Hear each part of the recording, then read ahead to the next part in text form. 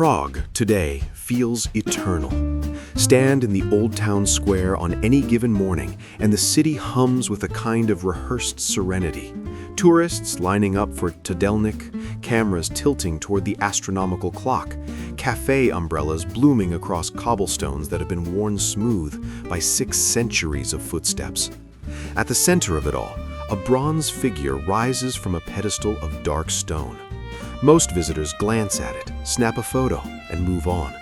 Few stop long enough to read the name. Fewer still know why he is there. His name was Jan Hus, and in the summer of 1415, the most powerful institutions in the Christian world conspired to kill him. What followed was not mourning. It was an earthquake. Within 4 years of his death, the Kingdom of Bohemia, a landlocked realm at the heart of Europe, erupted into a religious war so fierce that 5 separate papal crusades could not crush it. Peasants armed with farm tools and modified wagons defeated armored knights sent by the Pope and the Holy Roman Emperor.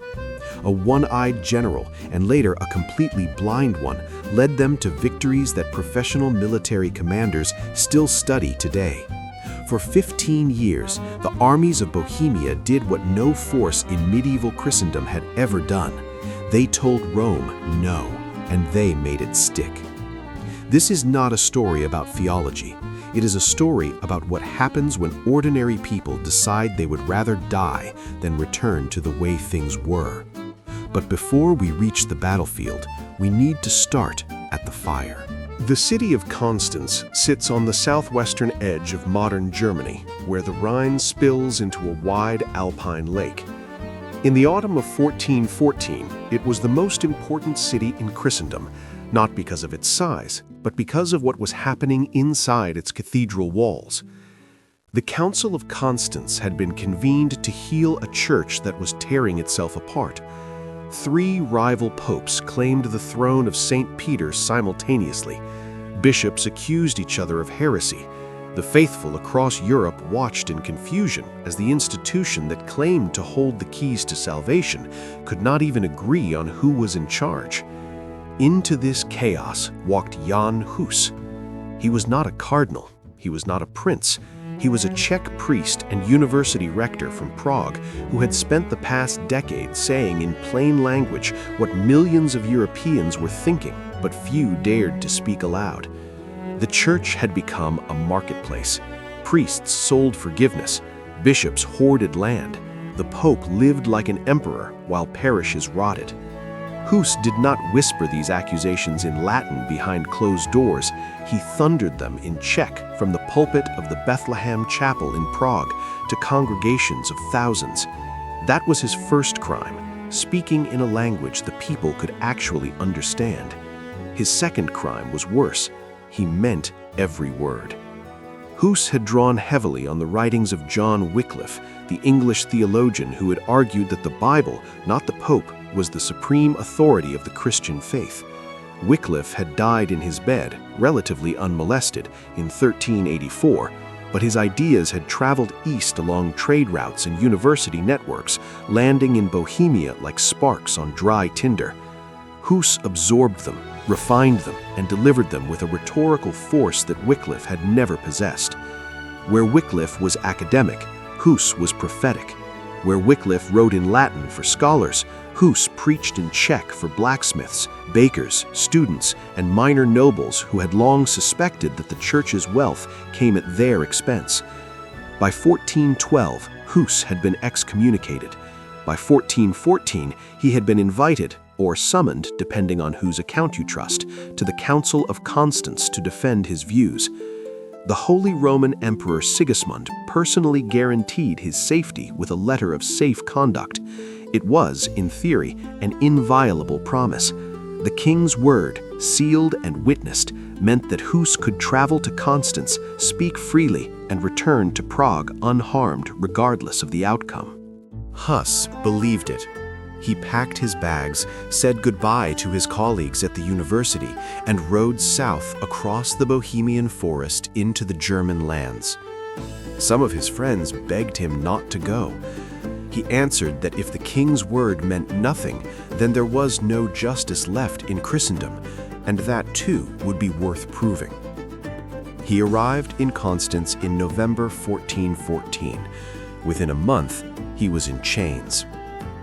The trial of Jan Hus was not a trial in any meaningful sense. It was a performance.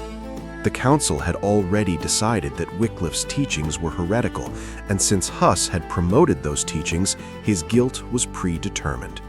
He was allowed to speak, but every time he opened his mouth, the assembled bishops shouted him down. Witnesses were produced who claimed he had denied the real presence of Christ in the Eucharist, a charge Hus explicitly rejected. Documents were read selectively. Context was stripped away. The safe conduct issued by Sigismund was quietly set aside. The council argued that promises made to heretics were not binding. Hus was given a choice: recant everything or burn. He could have saved himself.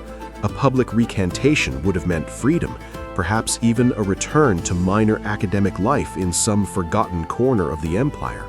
All he had to do was say that he had been wrong, that the Church's authority was absolute, that the Pope's word superseded Scripture, that the sale of indulgences was legitimate, that the hierarchy he had challenged was ordained by God. He refused. On the morning of July 6, 1415, Jan Hus was led out of his prison cell and marched through the streets of Constance to a field outside the city walls. A crowd had gathered. Bishops watched from elevated seats. A tall stake had been driven into the ground, surrounded by bundles of straw and wood. Hus was chained to the stake.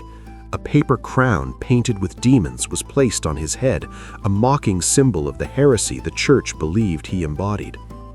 According to multiple accounts, he was offered one final chance to recant. He declined. He is reported to have said, though the exact words vary across sources, that he would rather die in the truth he had preached than live by denying it. Some chronicles record a shorter version: God is my witness. The fire was lit. The straw caught first, then the wood. The smoke rose thick and black into the July sky. Hus hung hymns until the smoke took his voice. The burning lasted long enough for the crowd to grow quiet. When it was over, the executioners gathered his ashes along with the soil beneath the pyre to ensure no relic could be recovered, and dumped them into the Rhine. They wanted to erase him completely. They wanted no grave, no shrine, no place where followers could gather and remember. They believed that if the body was obliterated, the idea would die with it. They were catastrophically wrong. The news reached Prague in waves. First came rumors carried by merchants crossing the Bohemian forest, fragmentary, confused, possibly exaggerated. Then came the official accounts, confirmed by Czech nobles who had been present at the council. The details landed like hammer blows. The safe conduct had been violated. The trial had been a farce. The Church had burned a Czech priest for speaking the truth in Czech. The reaction was immediate and volcanic. Within weeks, 452 Bohemian and Moravian nobles affixed their seals to a formal letter of protest addressed to the Council of Constance. This was not a peasant riot. This was the political class of an entire kingdom declaring in writing that the burning of Hus was an act of injustice and that they would defend the freedom to preach according to Scripture. The letter was extraordinary, not just for its content, but for its unity.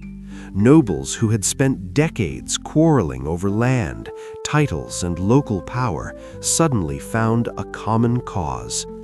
In Prague, the Bethlehem Chapel, where Hus had preached to standing room crowds, became a site of open defiance. Priests loyal to Hus continued his sermons. They went further than Hus had gone. They began offering the Eucharist in both kinds, bread and wine, to the laity, a practice the Church had reserved exclusively for clergy. This was not a minor liturgical adjustment. In the symbolic grammar of medieval Christianity, the chalice represented access to salvation itself. To offer it to common people was to declare that no priest, no bishop, no pope stood between the individual soul and God. The chalice became the revolution's emblem. Sewn onto banners, carved into church doors, raised above marching columns, it was the simplest possible symbol of the deepest possible claim. We are equal before God, and no earthly power can take that from us. But symbols, however powerful, do not fight wars. What transformed Bohemian grief into Bohemian military force was something else entirely. A combination of political collapse, popular fury, and the emergence of a leader unlike anything medieval Europe had seen before. King Wenceslaus IV of Bohemia, the nominal ruler, had been sympathetic to Hus, but too weak and too politically compromised to protect him. In August 1419, already ill and under mounting pressure from all sides, Wenceslaus suffered a fatal episode. Some sources say a heart attack triggered by rage upon hearing of a violent uprising in Prague. His death left the Bohemian throne vacant and contested. The rightful heir by dynastic logic was none other than Sigismund, the same emperor who had lured Hus to Constance with a broken promise of safety. Bohemia was now expected to accept as its king the man who had betrayed its greatest moral voice. The answer came on July 30th, 1419, when a Hussite mob stormed the new town hall of Prague. Catholic councillors who had arrested Hussite preachers were seized, dragged to the upper windows, and hurled to the street below. Those who survived the fall were finished off by the crowd. This was the first defenestration of Prague, a word that would become synonymous with Czech political expression for centuries to come. It was not a riot, it was a declaration. Bohemia would not submit, not to the Pope, not to the Emperor, not to anyone who demanded silence in exchange for peace. And so, by the autumn of 1419, the stage was set for something unprecedented in European history. A medium-sized Central European kingdom, surrounded by hostile powers, excommunicated by the Church, denied a legitimate king, and populated largely by farmers, miners, and small-town craftsmen, was about to go to war against the combined military weight of Catholic Christendom. They had no professional army. They had no cavalry tradition to match the armored knights of Germany, Hungary, and the Papal States. They had limited access to the latest siege technology. What they had was a dead priest's words ringing in their ears, a chalice on their banners, and a fury that 20 years of ecclesiastical corruption and one spectacular act of betrayal had compressed into something diamond-hard and unbreakable. What they did not yet have, but would soon, was a general. He was already in his 60s. He had already lost one eye in a previous battle. His name was Jan Hus, and within a year he would turn a rabble of peasants and miners into the most terrifying fighting force in Europe. But the world Hus was about to remake, the world of feudal obligation, church supremacy, and armored cavalry, had been centuries in the making. To understand why it shattered so completely, we need to see it first as it was. The Bohemia that existed before the fire, before the fury, before everything changed. That world is where we go next.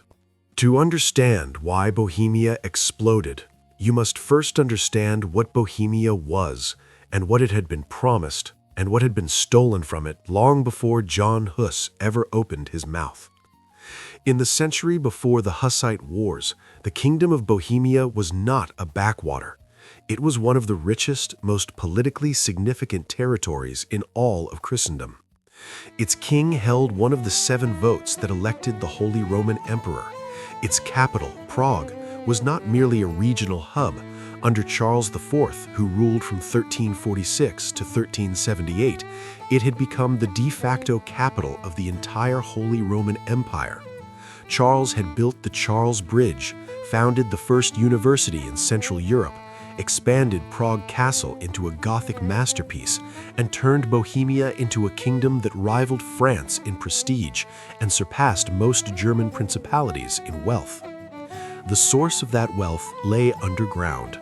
Bohemia sat atop some of the richest silver deposits in Europe.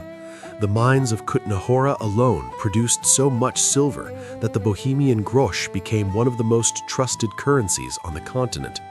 Silver flowed out of Bohemian soil and into Bohemian coffers, funding cathedrals, universities, diplomatic marriages, and a royal court that dazzled visiting ambassadors.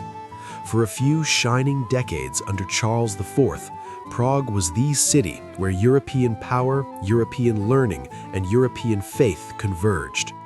Then Charles died, and everything he had built began to rot from the inside. His successor was his son, Wenceslaus IV, and history has not been kind to him, largely because he gave history very little reason to be kind. Where Charles had been a builder, Wenceslaus was a drifter. Where Charles had balanced the competing demands of Pope, Emperor, and Bohemian nobility with surgical precision, Wenceslaus alienated all 3 simultaneously. He quarreled with the Archbishop of Prague so bitterly that the dispute escalated into the torture and drowning of the Vicar General, John of Nepomuk, whose body was thrown from the Charles Bridge into the Vltava in 1393. He was deposed as Holy Roman Emperor in 1400 by the same electors his father had cultivated so carefully. He spent long stretches of his reign drinking, hunting, and retreating from the political crises that multiplied around him like weeds in an untended garden. But Wenceslaus's personal failures were symptoms, not causes. The real disease was structural, and it was eating through every institution in Bohemia and across Europe. The church was the first and most visible casualty. By the late 14th century, the Western Schism had shattered the papacy into competing factions. From 1378 onward, 2 and eventually 3 men simultaneously claimed to be the legitimate pope. Each excommunicated the others. Each demanded taxes, loyalty, and obedience from the faithful.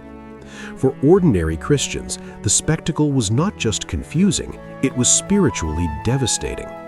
If the Pope was Christ's representative on earth, and there were 3 of them, each calling the others frauds and agents of Satan, then what exactly was the Church? What did its promises mean? Whose absolution counted? The institutional rot went far deeper than the schism. Parish priests across Bohemia and across Europe were often barely literate, appointed not for their learning or piety, but because they had purchased their positions or received them as favors from noble patrons. The practice of simony, the buying and selling of ecclesiastical offices, was so widespread that it had ceased to be scandalous and had become simply the way things worked. A bishop's seat was a revenue stream. A monastery was a real estate portfolio. A papal indulgence was a product, marketed and sold with the same commercial logic that a merchant applied to Flemish cloth or Venetian glass. The people who bore the cost of this system were the ones at the bottom. Bohemian peasants paid tithes to a church that gave them sermons in Latin they could not understand, administered by priests whose moral authority was often indistinguishable from that of the tax collector who arrived the same week. They watched cathedral construction consume wealth that might have fed villages. They saw abbots living in stone manor houses while tenant farmers shivered through winters in daub and wattle huts. And they heard, from the few preachers brave or reckless enough to say it aloud, that none of this was what Christ had intended. This was the soil into which Jan Hus planted his words, and it is impossible to understand the force of those words without understanding how deeply the soil had already been prepared, not by one man, but by decades of accumulated grievance, disillusionment, and hunger for something that felt true. The Bethlehem Chapel, where Hus preached from 1402 onward, was itself a statement of defiance. It had been founded in 1391 with a specific and radical purpose: to provide sermons in Czech, not in Latin, the language of the clergy and the educated elite, but in the vernacular, the language of butchers, weavers, students, and serving women. The chapel could hold 3,000 people. It was almost always full. What Hus offered those crowds was not complicated. He told them that the Bible, not the Pope, was the highest authority in matters of faith. He told them that a priest who lived in sin had no moral right to administer the sacraments. He told them that the sale of indulgences was a fraud, that no man could buy God's forgiveness with coins. He told them that the Church's vast land holdings, its political entanglements, its accumulation of secular power represented a betrayal of the apostolic poverty that Christ had modeled and demanded. None of these ideas were entirely original. Wycliffe had said much of this in England a generation earlier. Reform-minded preachers across Europe had raised similar objections, but Hus said it in Czech, to Czech people, in a Czech city, at a moment when the Czech kingdom was already straining under the weight of a failing monarchy, a corrupt church, and a growing sense that the institutions meant to protect ordinary life had instead become instruments of extraction. And he said it with a directness that left no room for ambiguity. Hus did not speak in the careful, qualified language of academic theology. He named specific abuses. He identified specific perpetrators. He drew a line between what Christ taught and what the Church practiced, and he asked his listeners, bluntly, publicly, repeatedly, which side they stood on. The answer for a growing number of Bohemians was obvious and dangerous. But Bohemia in the early 1400s was not a simple society of oppressed peasants and corrupt priests. The social landscape was layered and volatile in ways that made the coming explosion both more complex and more devastating than a straightforward story of rich versus poor would suggest. At the top sat the high nobility, the great lords who controlled vast estates, held seats in the royal council, and owed allegiance to the king in theory, but operated as semi-independent powers in practice. Below them were the lesser nobles, the knights and minor landholders, whose economic position was often precarious and whose resentment of both the high nobility and the church was sharp and personal. Many of these lesser nobles had seen their incomes decline as silver revenues fluctuated and as ecclesiastical landlords expanded their holdings at the expense of secular ones. When Hus attacked the church's wealth, these men heard not only a spiritual argument, but an economic one. The church owns what should be ours. Below the nobility came the urban classes, merchants, master craftsmen, guild members, who populated Prague and the kingdom's other major towns. These were literate, commercially sophisticated people who understood contracts, currency, and the practical mechanics of power. Many were ethnic Czechs who had watched as German-speaking merchants and academics dominated Prague's economic and intellectual life for generations. The tension between Czech speakers and German speakers was a fault line that ran through the university, the guilds, and the city council. Hus's insistence on preaching in Czech was, among other things, an assertion of Czech cultural identity against what many perceived as German institutional dominance. And at the bottom, the vast bottom, were the peasants and the miners. Peasants worked land they did not own, under obligations that varied from region to region but were universally heavy. They owed labor to their lords, tithes to the church, and taxes to the crown. In a good year, they survived. In a bad year, a failed harvest, a livestock plague, an armed conflict that trampled their fields, they starved. The miners of Kutna Hora and other silver towns occupied a slightly different position. Their labor was essential to the kingdom's wealth, which gave them a degree of collective leverage, but their working conditions were brutal, and their life expectancy was short. Underground collapses, toxic dust, and lung disease were constant companions. What united these disparate groups, cautiously, imperfectly, and with plenty of internal friction, was a shared conviction that the existing order had failed them. The king was weak, the church was corrupt, the empire was distant and hostile, and the one man who had spoken clearly about what needed to change had been lured to a foreign city under false promises and burned alive. There was one more structural factor that made Bohemia uniquely combustible, and it had nothing to do with theology or economics. It was geography. Bohemia is a natural fortress. The kingdom sits inside a ring of mountains, the Ore Mountains to the northwest, the Sudetes to the north, the Bohemian Forest to the southwest, the Moravian Highlands to the east. River valleys and mountain passes provided limited points of entry, which meant that any invading force had to funnel through predictable routes where defenders held the advantage. For centuries, this geography had protected Bohemia from the worst of the invasions and migrations that swept across the Central European plain. It had also fostered a distinct sense of identity, a feeling deeply embedded in the Bohemian political imagination that this land was a world apart, bounded and defined by its mountains, answerable ultimately to itself. When the Pope declared a crusade against Bohemia in 1420, he was not merely attacking a heretical movement. He was sending armies into a geographic basin whose defenders knew every ridge, every river crossing, every forest trail. The Crusaders would come from outside. The Hussites were already home. This mattered enormously. Medieval warfare was defined by logistics as much as by combat. Armies needed food, water, fodder for horses, shelter, and passable roads. An invading force operating inside Bohemia's mountain ring was operating at the end of a long and vulnerable supply line in hostile territory among a population that would offer no cooperation and considerable resistance. The Hussites, by contrast, fought on familiar ground, supplied by local farms and workshops, sheltered by local communities, and guided by an intimate knowledge of terrain that no foreign commander could replicate. Geography did not guarantee victory, but it tilted the odds in ways that the Pope's military planners consistently underestimated, and that the Hussites exploited with devastating effectiveness.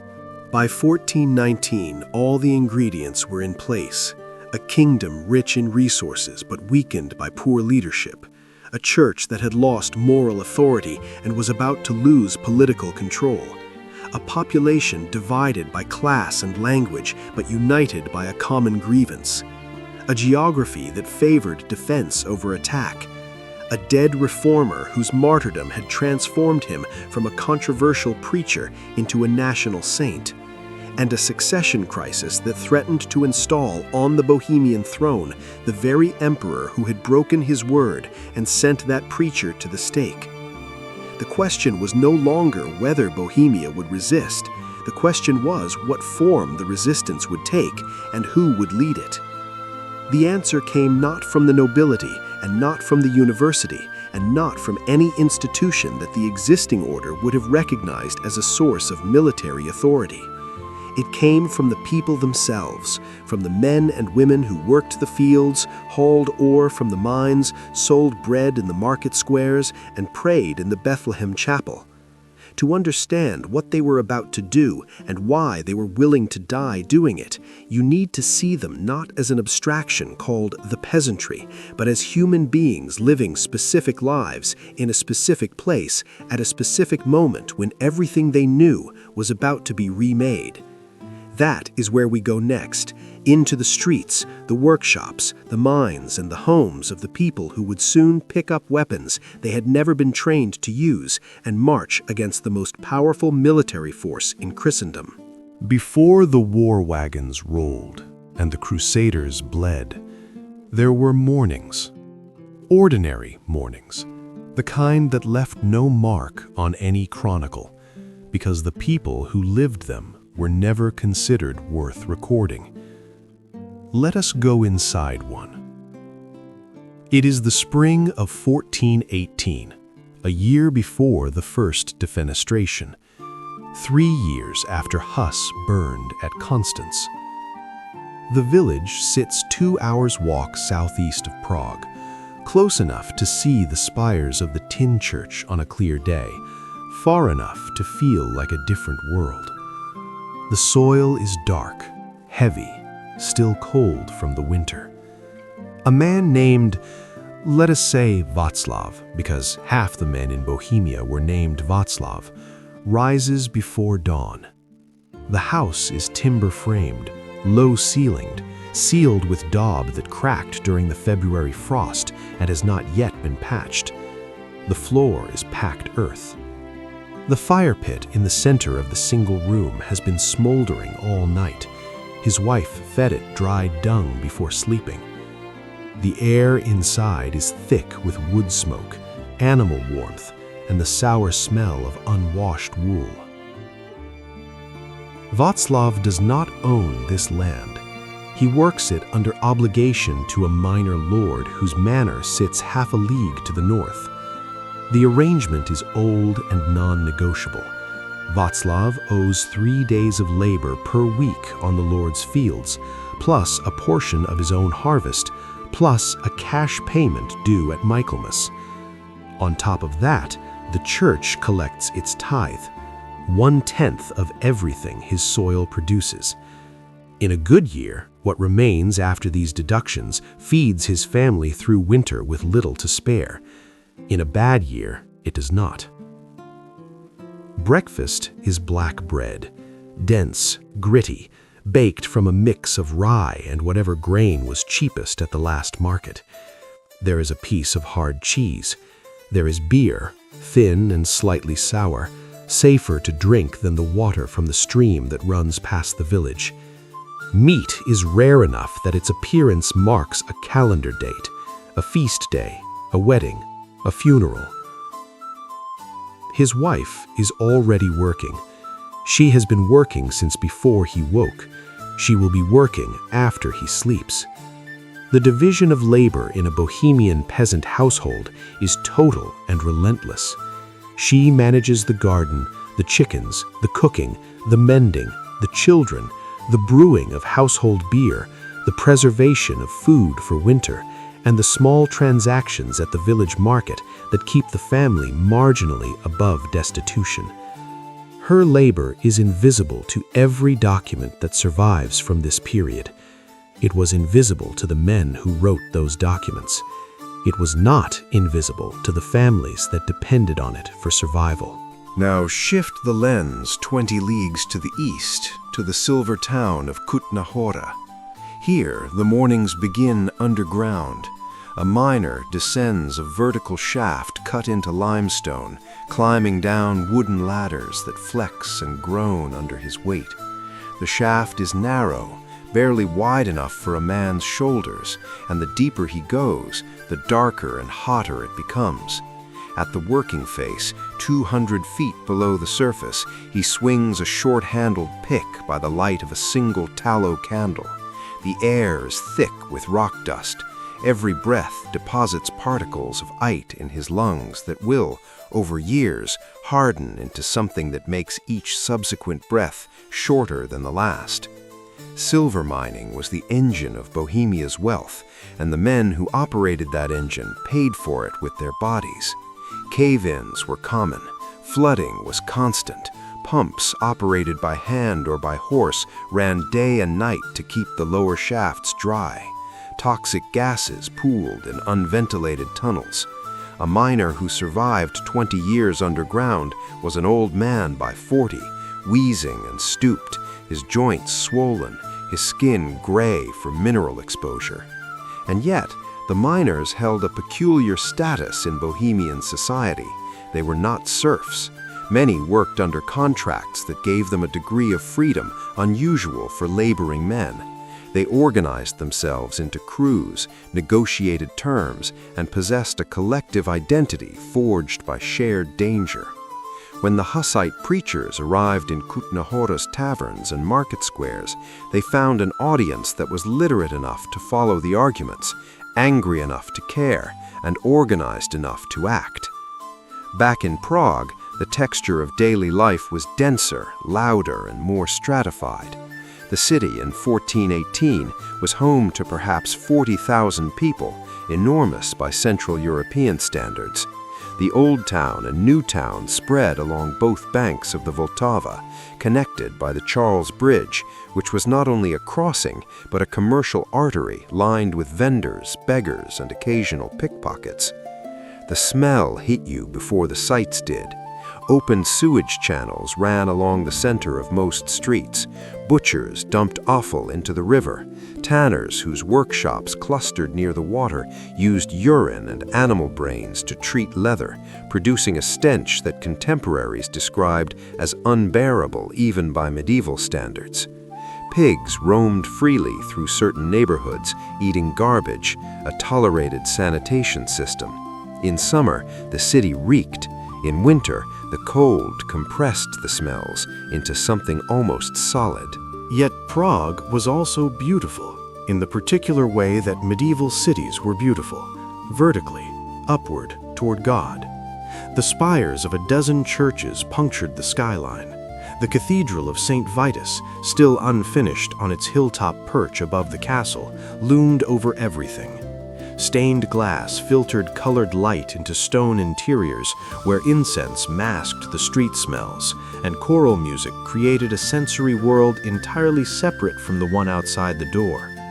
For many Praguers, the church was the only public space that offered beauty, silence, and a momentary release from the grinding mechanics of survival. It was in these churches, and more specifically in the Bethlehem Chapel, that the line between spiritual life and political life dissolved completely. By 1418, Hussite preachers were not simply conducting services, they were conducting resistance. Sermons in Czech drew crowds that filled the chapel and spilled into the surrounding streets. The chalice, the demand that lay people receive communion in both bread and wine, was no longer a theological position, it was an identity. To drink from the chalice was to declare yourself a Hussite, which was to declare yourself opposed to Rome, which was to declare yourself willing to accept whatever consequences followed. The consequences were already arriving. Archbishop Zbigniew had banned Hus's writings and ordered copies of Wycliffe's works burned. University masters who supported reform were pressured to recant. Hussite priests were removed from their parishes. In some towns, Catholic and Hussite congregations occupied the same churches on alternating Sundays, a tense arrangement that satisfied no one and frequently erupted into shoving matches, vandalism, and occasional bloodshed. What is remarkable looking back is how many people chose the dangerous side. Not just young men with nothing to lose, but established craftsmen, minor nobles, university-educated lawyers, and women whose participation the chroniclers mention only in passing, but whose presence at rallies, pilgrimages, and later on the march routes of Hussite armies is well attested. The Hussite movement drew its strength not from a single class, but from a broad coalition united by overlapping grievances, spiritual, economic, national, and personal. The peasant resented the tithe. The miner resented the working conditions imposed by absentee owners who were often churchmen. The Czech-speaking merchant resented the dominance of German-speaking competitors. The lesser noble resented a church that held more land than many aristocratic families. The university student resented an intellectual establishment that punished independent thought. The woman resented, well, the sources are quieter here, but we can infer.